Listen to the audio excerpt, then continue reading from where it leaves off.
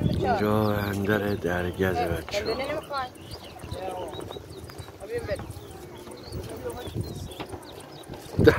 بگه بیا پایی.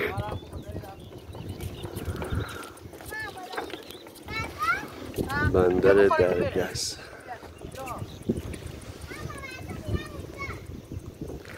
آب کم شده بچه ها.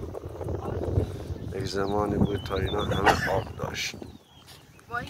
نه همه آب داشت، الان آبش کلا خشک شده. آب دریا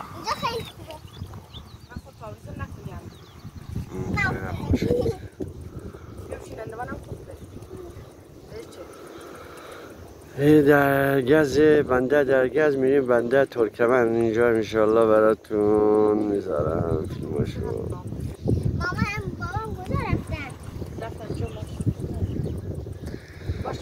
انشالله شما هم تشریف بیاریم بنده درگز.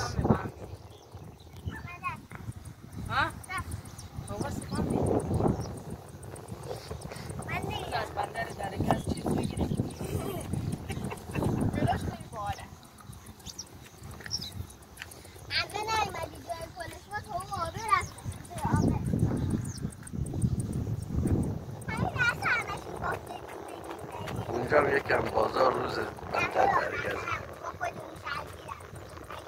چند تا غرفه داره ولی شهر قشنگیه.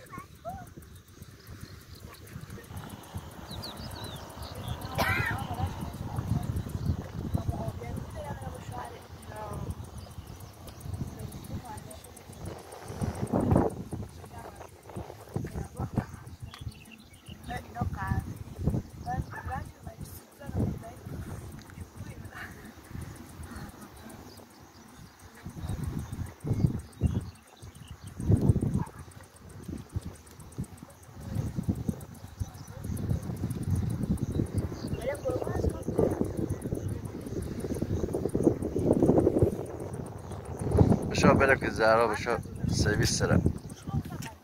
چاقو رو بیار.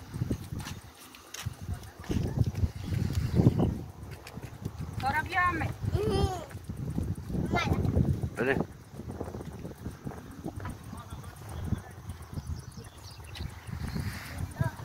این یک زمان تابلو شنا ممنوع بود. الان آب دیگه نیست اصلا کلا این قسمت. اینا همه خشک بوده دریا.